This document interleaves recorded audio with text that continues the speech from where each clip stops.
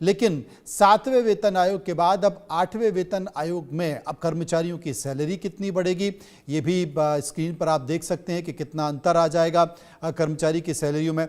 लंबे समय से कर्मचारी इसकी मांग भी कर रहे थे और लेकिन ये माना जा सकता है कि 17-18 महीने का जिक्र किया जा रहा है, लेकिन ये पैसा मिलने में केंद्रीय कर्मचारियों को करीब ऐसा माना जा सकता है कि 2028 तक का भी इंतजार करना पड़ सकता है।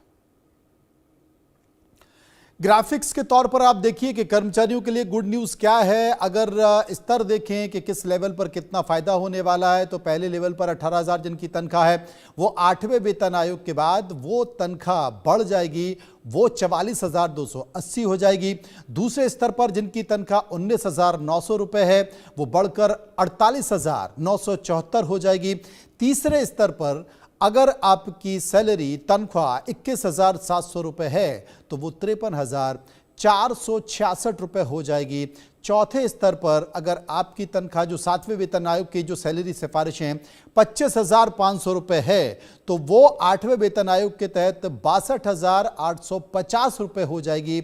और 5वें स्तर पर 7वें वेतन आयोग में जो बेसिक सैलरी है वो 29,200 है तो 8वें वेतन आयोग की जो बेसिक सैलरी है वो 71,923 रुपये हो जाएगी। और इसका इंतज़ार लंबे समय से केंद्रीय कर्मचारियों को था।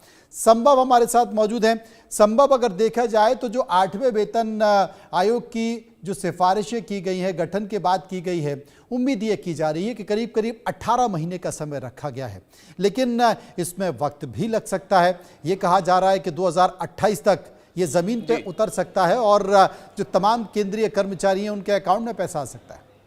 जी बिल्कुल, देखिए आपने हमारे दर्शकों को डिटेल से पूरी बात बता दी और ग्राफिक्स के ज़रिए भी समझाया कि सैलरीज का इंक्रीमेंट या डिफरेंस होगा, अंतर होगा, वो कितना होगा।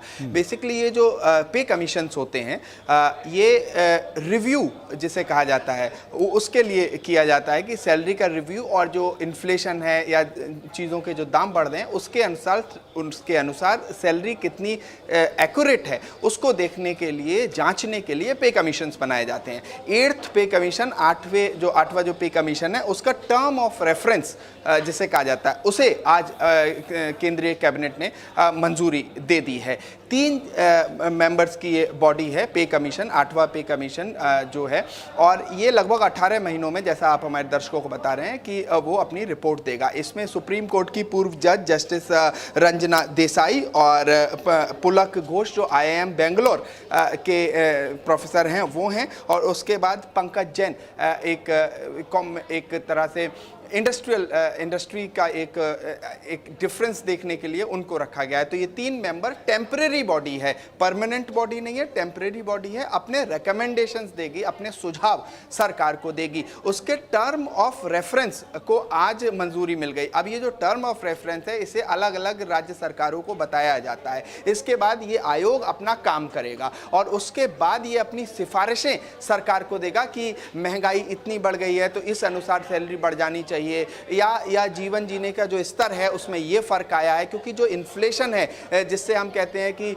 चीज़ों के दाम बढ़े या घटे हैं, और फॉरेन कंट्रीज़ में और देशों में उसी चीज़ का क्या दाम है, परचेजिंग पावर पैरिटी, जो इकोनॉमिक्स की अलग अलग चीज़ें हैं, जैसे रेवेन्यू एक्सपेंडिचर कितना है, क्योंकि ये पूरा जो पैसा होता है केंद्रीय कर्मचारियों को वो रेवेन्यू एक्सपेंडिचर के तहत आता है, और इसमें कितना सरकार खर्च करती है वो चीज़ें अपने आप में महत्वपूर्ण होती है, वो बजट पर सीधा असर करती है। तो जिस तरह से आप हमारे दर्शकों को बता रहे थे, 50 लाख केंद्रीय कर्मचारी सेंट्रल गवर्नमेंट के और 69 लाख लगभग जो रिटायर्ड कर्मचारी हैं। देखिए जो रिटायर्ड कर्मचारी है उनका भी उनको जो पेंशन मिलती है उसका भी एक अनुपात कितनी महंगाई हो गई उससे देखा जाता है। तो इन तमाम चीज़ों को रिव्यू करने के लिए कमीशंस बनाती है सरकार। तो एक तरह से खुशी की बात है, एक 8th पे कमीशन का टर्म ऑफ रेफरेंस को मंजूरी केंद्र सरकार की मिल चुकी है। इसके बाद ये अपनी सिफारिशें देगी और सिफारिशों के बाद सरकार लगभग 18-19 महीने, जैसा आप हमारे दर्शकों को बता रहे हैं,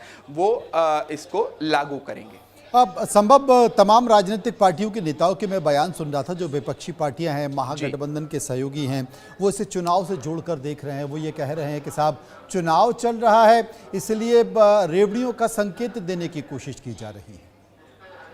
जी बिल्कुल, देखिए एक तरह से कहा जाता है बिहार चुनाव राउंड द कॉर्नर है और वोटिंग होने वाली है और छठ महापर्व के दौरान इस तरह की खबर आना तो स्वाभाविक है, इससे जोड़ के तो देखा ही जा सकता है, इस पर राजनीति भी हो सकती है। लेकिन दूसरी तरफ ये कुछ कई आंकड़े इस तरह के हैं कि बिहार से जो ब्यूरोक्रेसी है उसमें सबसे काफ़ी ज़्यादा लोग हैं और कई राज्यों की तुलना में बिहार से जो ब्यूरोक्रेट्स हैं, जो नौकरशाह हैं, वो ज़्यादा हैं और ये क्लास 1 नौकरी होती है, केंद्र सरकार की नौकरी होती है। तो कहीं ना कहीं सीधे उनको फ़ायदा होगा क्योंकि ये केंद्रीय कर्मचारियों के लिए 8वें वेतन आयोग का टर्म ऑफ रेफरेंस को जो आज एक मंजूरी मिली है केंद्र सरकार की तरफ से, तो स्वाभाविक है जो नौकरशाह हैं उनके लिए इसका सीधा फ़ायदा देखने को मिलेगा और जो पेंशनर्स हैं उनके लिए भी इसका सीधा फ़ायदा मिलेगा। तो स्वाभाविक है कि इलेक्शन टाइम और छठ महापर्व के दौरान इस तरह की खबर केंद्र सरकार से या यूनियन कैबिनेट से आना, जिस तरह से यूनियन मिनिस्टर अश्विनी वैष्णव ने बताया, तो ये स्वाभाविक